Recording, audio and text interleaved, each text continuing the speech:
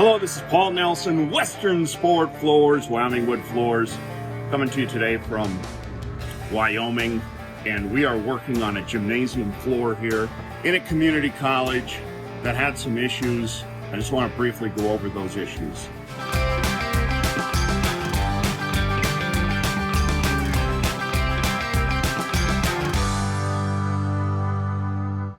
So this floor is perhaps 20 years old, and it's developed some gaps between the boards, some small gaps, but they're pretty prevalent throughout this floor.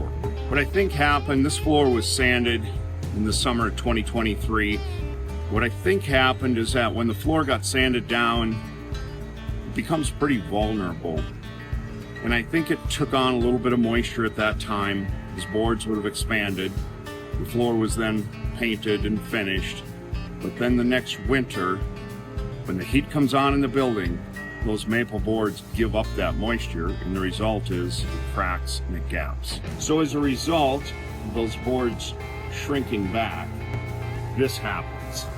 You get some little chipping of the paint at those board seams where they came together, they expanded when they took on moisture, and then when the heat came on in the wintertime, there's almost no humidity in this facility.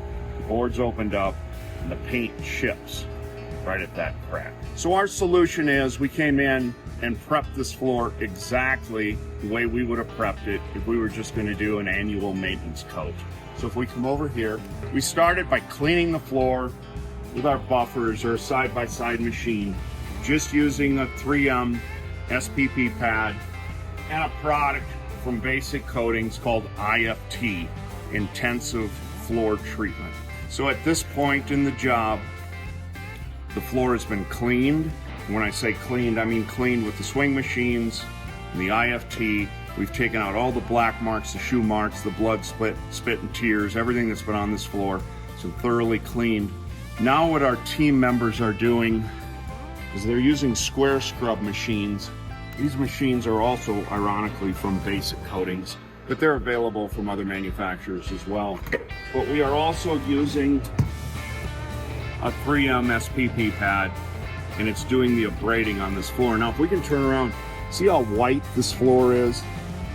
And that's just indicative of the fact that that SPP pad is doing a really good job of abrading that finish, leaving just a little bit of a white dust behind.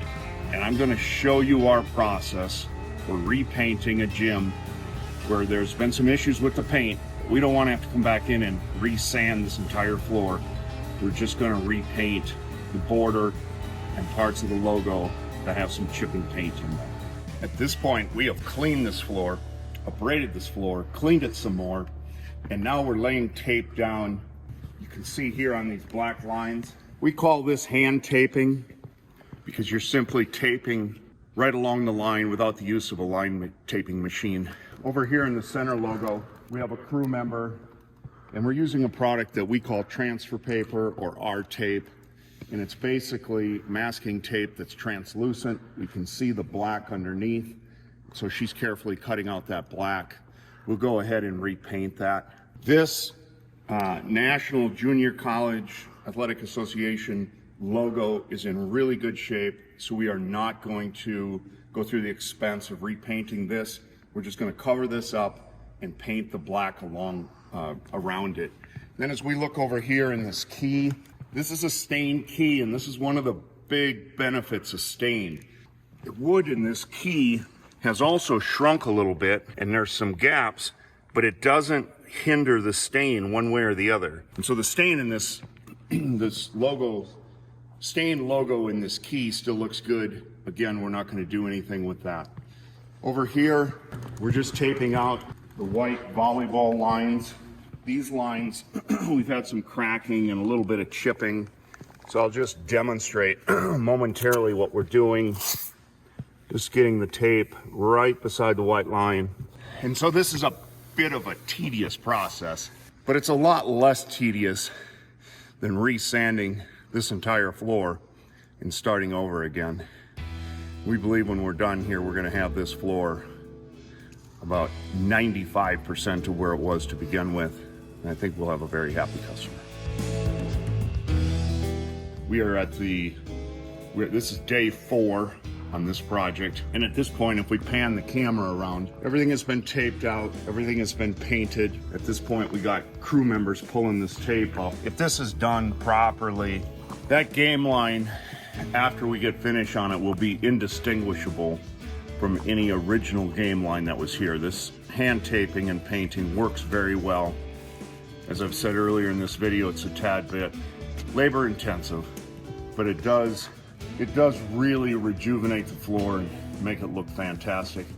One of the challenges that we face in this facility and we face in this area, we're in Wyoming. Wyoming is largely what would be considered high desert climate. It's very dry. We're in December of 2024 and we're having some unseasonably warm weather this year. It's been in the 40s and even 50s, and it could even be 50 or 60 degrees colder than what it is right now. We wouldn't be atypical at all to be at 0 degrees or even 10 below 0, in which case the heating system in this facility would be running almost constantly. I want to show you something over here.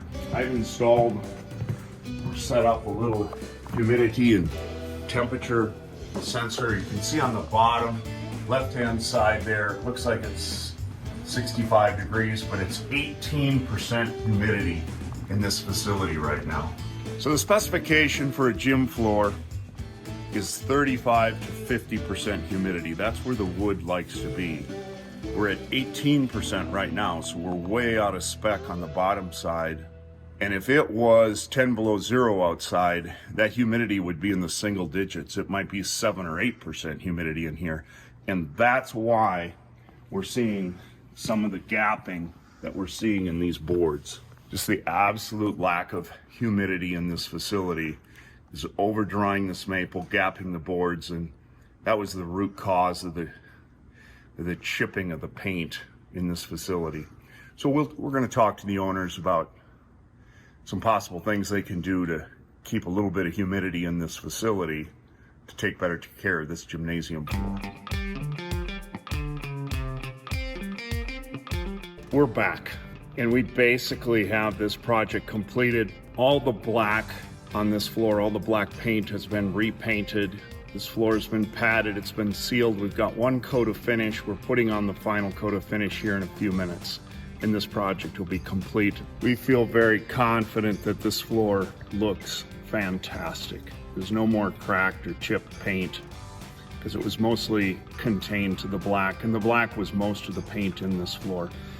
But as we talked about earlier in this video, the key to maintaining a beautiful gym floor is environmental controls, both the heat and the humidity, and most importantly is that humidity. To maintain that within a 15% range, the ideal range is in that 35 to 50% humidity. In Wyoming and much of the Rocky Mountain West, we have a very dry climate, and particularly in the wintertime when the heat is on in these facilities, we tend to over dry these floors. That gives gaps between the boards, and that's very hard on paint, and it doesn't look right when the paint is all chipped, and we understand that. So the one message that we try and get across to owners and builders and architects and folks that can make a difference is that these floors, this gymnasium floor, let's take that camera and pan around this facility. It's an absolutely gorgeous facility. But as we pan around this facility, these bleachers are plastic, the structure is steel, there's also masonry, the basketball backboards are made out of glass. All the other products that are in this facility are inert, they're dead products. This gymnasium floor, this beautiful floor, at one time was a living, breathing tree. And these floors really are the highlight of a facility like this. But much like any creature that's a living, breathing creature, it requires certain conditions to make it perform correctly. And in the case of a maple gymnasium floor, maintaining temperature and humidity is critical for maintaining great gymnasium floors. They should be maintained, if at all possible, between 35 and 50% relative humidity, or if that's just not possible, at least within a 15% humidity range, either above or below that 35 to 50% number. For Western Sport Floors, Wyoming Wood Floors, coming to you from Gillette, Wyoming, this is Paul Nelson. You make it. Great day.